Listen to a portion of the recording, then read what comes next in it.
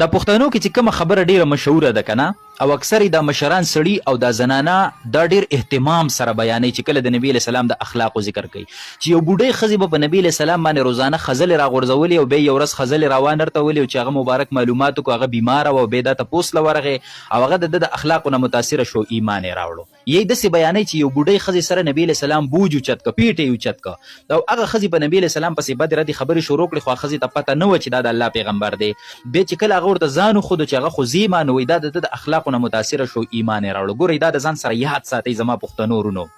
چې د نبی علیه السلام د اخلاقو ذکر کوئ که نه نو قرآن ډک دی انک لعلی خلق عظیم نبی علیه السلام ته د اخلاقو ډېره اعلی مرتبه الله ورکړې وه یو مجسمه وه د اخلاقو نبی علیه السلام مبارک ذخیره د احادیثو ډکه ده د نبی علیه السلام د اخلاقو په روایاتو باندې ذخیره د احادیثو ډکه ده د سیرت کتابونه ډک دي چې نبی علیه السلام له الله کم نازولي او کم بهترین اخلاق ورکړي نو داسې نمونه نه دنیا ته راغلې ده او نه به راشي نو د هغې دپاره ګڼ شمېر واقعات شته چې سړی د نبی علیه السلام اخلاق خلکو ته څه بیان کړي خو دا ځان سره یاد ساتئ چې د دغه بوډۍ کومه قصه د خزلو د راغورځولو کېږي دا ګورئ په ذخیره د احادیثو کې نشته دا چرته په ضعیف او په کمزوري حدیث کې هم نشته دی چې دا بوډۍ به خزلې راغورځولې او ته ووایه چې دا په پښتنو کې څومره مشهوره ده دا په دې مشرانو سړو په دې مشرانو زنانو کې څومره مشهوره ده دا خبره نو ای زما مسلمانه روره او ای زما مسلمانې خورې تا ته دې دا پتې نبي علیه السلام فرمایي چې چا په ما باندې دروغ ویلې قصدن صحیح شول نو دې کس ځان له په جهنم کې ټیکانه تیاره کړه د دې خبرې نسبت نبی علیه السلام ته کول دا خو تا دینه حدیث جوړ کو او دا په حدیث کې د سره شته نه چېرته په کمزوري او ضعیف حدیث کې هم نشته نو تا نبی علیه السلام ته داسې خبرې دغه وکړو نسبت وکړو او قصدن دې وکړو دا نبی علیه السلام کړی نه ده او دا کار د نبی علیه السلام سره شوی نه دی نو حدیث مبارک کې راځي چې جهنم کې ځان له ټیکانه تیاره کړه نو ای زما مشرانو مسلمانانو ورونو ای زما خویندو مسلمانانو تاسو که د نبی علیه السلام اخلاق بیانوئ نو چېرته نور واقعات په احادیثو کې شته چې په صحیح احادیثو سره ثابت دي قرآن کریم نه ثابت دي دا خبرې کول چې نبی علیه السلام مبارک داسې کړي او خزلې پرې راغورځولې او بیا هغه ته پوس له ورغې او هغه ته متاثره شو ایمان یې راوړو دا ګورې په حدیثو کې د سره نشته دی دا منګڼتې خبرې دي دا د ځانه جوړې کړی شوي قصې دي نو دا بالکل مه بیانوئ ګورئ دا مشران یې بیانوي او بېرته دا کشران هم زده کړي سبا هغه خپلو کشرانو ته بیانوي او دا خبره روانه ده نو پام کوئ چې د کومې خبرې تعلق د نبي علیه السلام سره هغه مبارک ته نسبت دومره ډاډې مه بیانوئ اول دا خبرې تحقیق کوئ دا خبره که تاسو اورېدلي د داسې قصو والا مولیانو نه به م اورېدلي چېرته د جید عالم او د مفتي او د شیخ الحدیث نه به تاسو دا خبره نه اورېدلي صحیح شوله او یا داسې مولیان پخوا تیر شوي چې د خلاصو مولیانو ټیک ته چې ښه خلک و نیکانو تیر شوي الله دې مغفرت نصیب کړي ښه خلک و خو دا ده چې دا خبرې به هغوی اکثر په جنازه کې او یا به داسې په بیان کې دا خبرې به کولې او یا د قصو والا مولیان چې دي اکثر هغوی بیانوي نو پام کوئ نور چېرته تاسو د شیخ الحدیث او مفتي او د یو ښه عالم دین نه تپوس وکئ او به تاته ووایي چې د دې قسمه خبرو په ذخیره د احادیثو کې چېرته لرې لرې هم ثبوت نه ملاویږي نو لحاظه ځان هم پرې پوهه کوي او چې نورو مسلمانانو ته دا پیغام ورسوي هغوی په دې خبره خبر شي نو د دې صفایي به راشي چې دا د نبي علیه السلام حدیث نه دی بلکې دا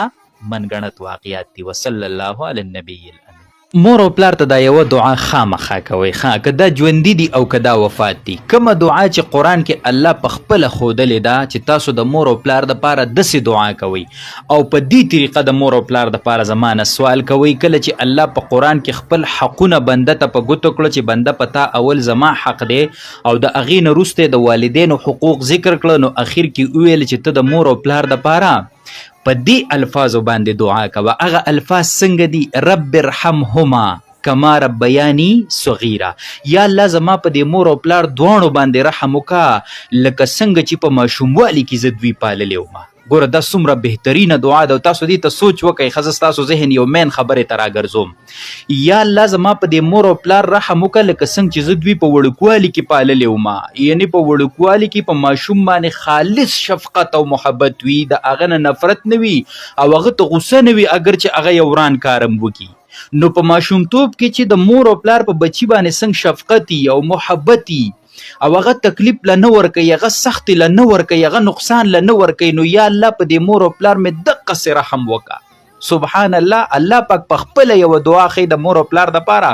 او څومره ښایسته دعا ښیي او څومره بهترینه دعا ښیي او الله وایي ما نه دقسې دعا وغواړه چې د مور او پلار دپاره دعا غواړې نو بچو په دې کې زموږ او ستاسو دپاره تعلیم دی که مور او پلار ژوندي دي او که وفات دي نو په دې الفاظو سره په دعا کې یاد کوئ دا دعا تاسو وګورئ دا زده کوئ او په دې الفاظو سره یادوئ او په دې کې که ستا مور او پلار ژوندي دي او بیماران دي روغ صحت هم پکې راغی که هغه قرضدار دي د قرضونو نه خلاصېدل هم پکې راله.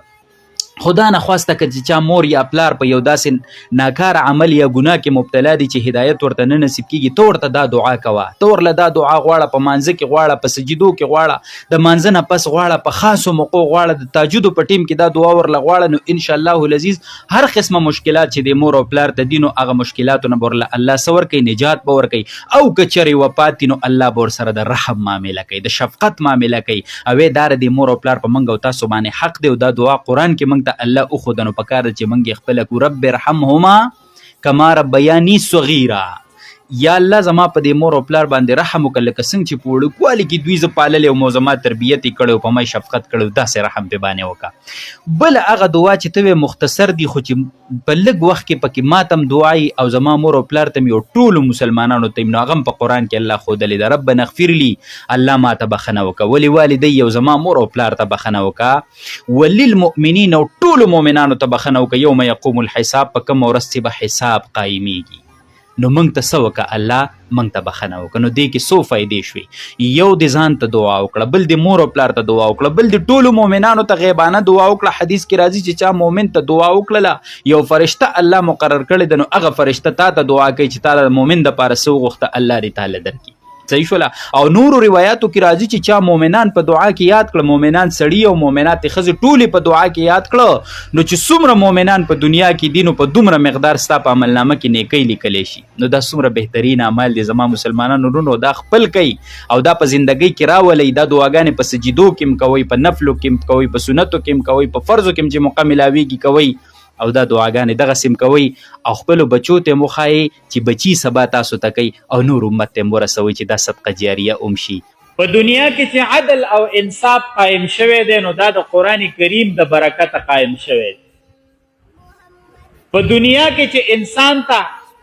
د انسان حقونه ورکړی شوي دي او انسان د زناور د صف نه رایستی دی نو دا د قرآن کریم په برکت سره راویستلی شوی دی.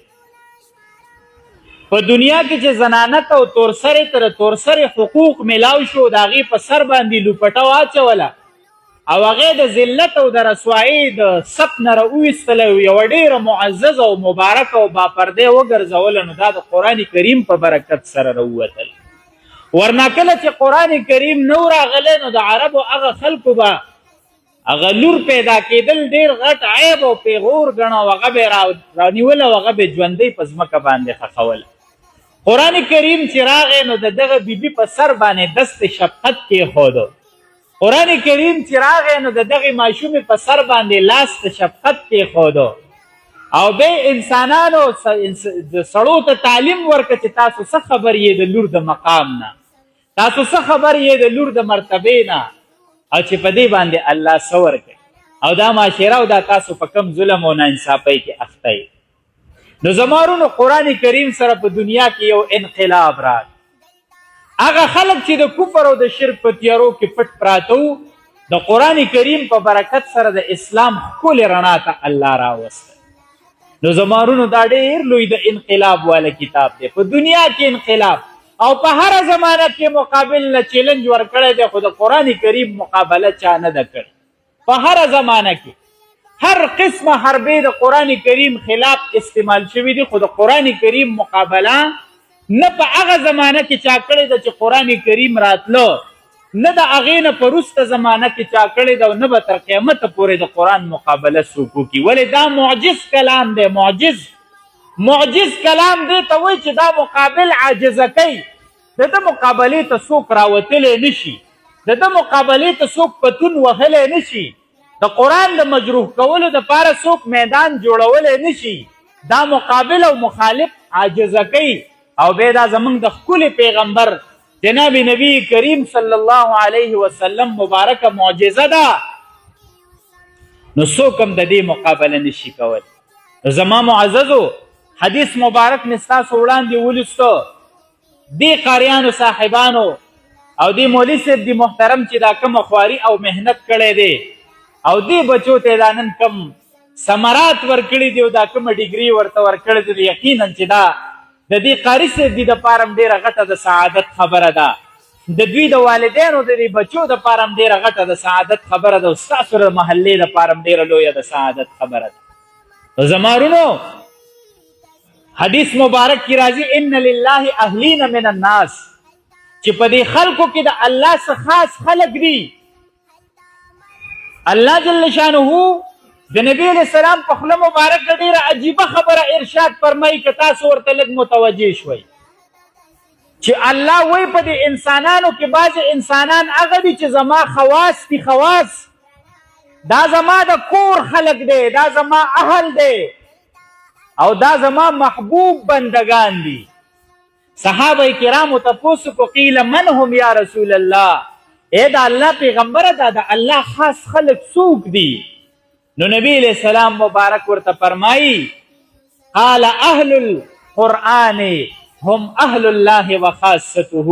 کوم چې د قرآن والا خلق دي دا د الله خلق دي او دا د الله خاص خلق دي. کوم چې د قرآن والا خلق دي، د چا تعلق چې د قرآن سره دی،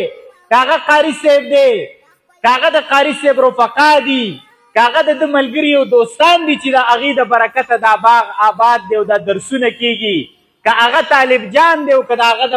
د مور او پلار دي چې دوی له سپورټ ورکوي، دا ټول اهل قرآن دي. که هغه د تبلیغ والا ملګري دي، که هغه علما دي په مدارسو کې لګیا دي، که هغه مجاهدین د جهاد په میدان کې لګیا دي، دا ټول اهل قرآن دي. د دې ټولو نسبت او تعلق چې دی دا د قرآن کریم سره دی. نو نبی علیہ السلام وفرمایل چې دا د الله خاص خلق دی. اهل الله ورته ویلي په حدیث مبارک کې ورته اهل الله ویلي وخاصته او دا د الله خاص خلق دی.